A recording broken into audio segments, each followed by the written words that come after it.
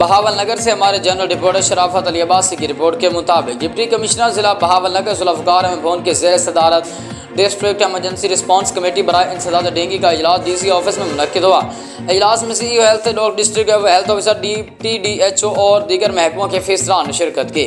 CEO health और district health अफसरान ने इस इजलास को indoor outdoor dengue surveillance, dengue spray, इंसदाद डेंगू से मुतल्लिक़ अद्वियात के स्टॉक, मुश्तबा केसेस, डेंगू लार्वा साइट्स के बारे में बताया। डिप्टी कमिश्नर जिला बहावलनगर जुल्फ़कार अहमद भवन का कहना था कि मौजूदा मौसम डेंगू की अफजाइश के लिए मौजूद है। डेंगू लार्वा की मुमकिन अफजाइश के पेश नज़र एंटी डेंगू टीमें रोज़ाना की बुनियाद पर सर्विलेंस को मज़ीद बेहतर तेज़ करेंगी। कब्रिस्तानों, कबाड़खानों, टायर शॉप, जोहड़ों और ज़ेर तमीर इमारतों में लार्वी साइंडिंग का काम मुस्तकिल बुनियादों पर रहना चाहिए।